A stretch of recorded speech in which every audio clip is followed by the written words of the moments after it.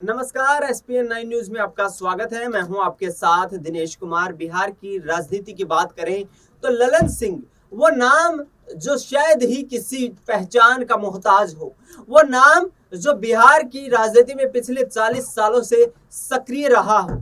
ऐसे में ललन सिंह 2024 के लोकसभा चुनाव में जेडीयू की टिकट पर एनडीए गठबंधन का मुंगेर से प्रत्याशी के रूप में यहां पर प्रतिनिधित्व कर रहे हैं।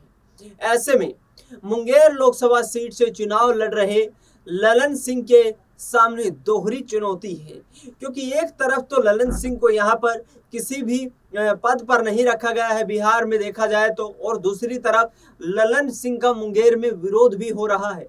भारतीय जनता पार्टी के कार्यकर्ताओं ने उनका जमकर विरोध किया है। इस बीच आपको बता दें कि जिस तरीके से ललन सिंह के काम करवाने की कार्यशैली पर सवाल खड़े हो रहे हैं, तो ललन सिंह ने भी उन तमाम विरोधियों का जवाब जुबानी तीर के माध्यम से दिया है। और जुबानी तीर चलाते हुए यहाँ पर ललन सिंह अपने विकास कार्यों और नीतीश कुमार की किस तरीके से प्रशंसा करते हुए नजर आ रहे हैं, सुनिए जरा।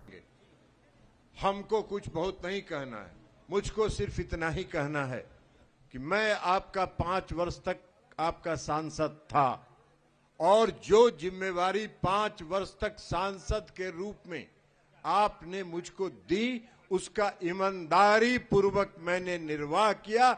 हर क्षेत्र का मैंने विकास करने का काम किया है, और आज हम विकास के नाम पर वोट मांग रहे हैं। ये पूरा नदी कानी का इलाका, पूरा चानन का इलाका सुखाड़ से ग्रसित रहता था।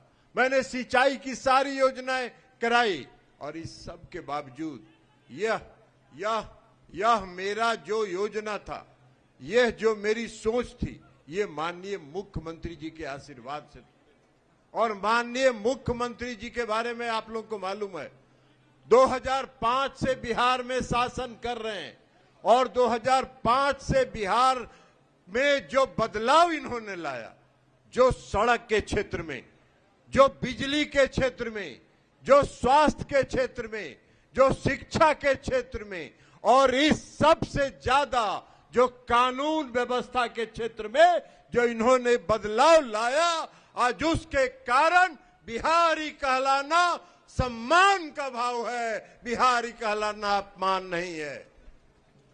आज मुख्यमंत्री जी जब मुख्यमंत्री बने थे, उसके पहले राष्ट्रीय जनता दल के जो नेता थे, लालू प्रसाद जी, राबड़ी देवी जी, 15 साल उनका शासन था।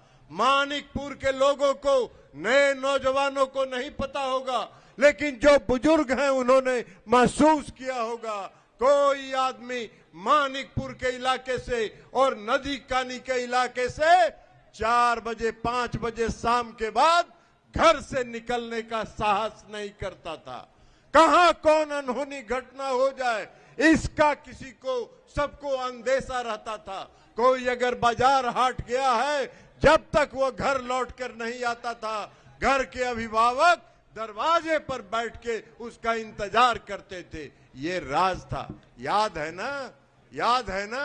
लालू जी और राबड़ी जी के राज में जो रंगदार लोग थे राष्ट्रीय जनता दल के, स्कॉर्पियो का पिछला दोनों शीशा उतार के 2 राइफल इधर और 2 राइफल इधर का नाल बाहर निकाल के, और आगे बैठा हुआ व्यक्ति डंडा भांजते हुए चलता था, लोगों को आतंकित करने का काम करता था, लोगों को डराने का काम करता था। नीतीश कुमार जी 18 साल से बिहार का शासन कर रहे हैं।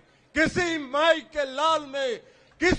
के लाल में यह साहस नहीं है कि राइफल का नाल निकाल के और राइफल लेके सड़क पर घूमे। यह नीतीश कुमार जी का सुशासन है, यह नीतीश कुमार जी का काम है। तो इसलिए आज फिर चुनाव है, और उस चुनाव में कुछ लोग लेके घूम रहे हैं। बिजली जल रही है, चकाचक बिजली जल रही है, और आज कुछ लोग फिर से लालटेन राज में बिहार को वापस लाना चाहते हैं, 18 साल पहले ले जाना चाहते हैं। आपको सतर्क रहने की जरूरत है, आपको सचेत रहने की जरूरत है। मैं आपका सांसद हूं, मुझको फिर से नीतीश कुमार जी ने यहां से चुनाव लड़ने के लिए प्राधिकृत किया है। मैं आपको ये भरोसा और विश्वास दिलाता हूं कि जैसे 5 साल पहले मैंने जो काम किया है, आगे भी 5 साल पूरे निष्ठा और और विश्वास के साथ आपके क्षेत्र के विकास में गति देने का काम करूंगा। एक आदमी बोल रहे थे नदी कानी में कुछ गड़बड़ी हुआ है, उसकी भी जांच होगी, आप चिंता मत करिए। और गड़बड़ी करने वाले लोग का सही जगह पहुंचेंगे। नीतीश कुमार जी किसी को छोड़ते नहीं हैं। हाँ, एक बात जरूर है, माननीय मुख्यमंत्री जी, हम आपसे आग्रह करेंगे, आपके संज्ञान में भी यह बात है। हम जो चुनाव के प्रचार में घूम रहे हैं, जगह जगह गांव से ये शिकायत आ रही है, चानन के इलाके से भी, सूरजगढ़ा के इलाके से भी एक शिकायत मिलती है। अभी आचार संहिता है, आप कुछ कर नहीं सकते हैं, लेकिन यह समस्या आपके संज्ञान में भी है, पहले से है, आपने इसको महसूस किया है। लेकिन चूंकि लोगों ने बताया है, हम आपके ध्यान में लाना चाहते हैं। नदी और नल जल की जो योजना है, जो वार्ड मेंबरों के माध्यम से कराया गया, उसमें कई तरह की अनियमितता है।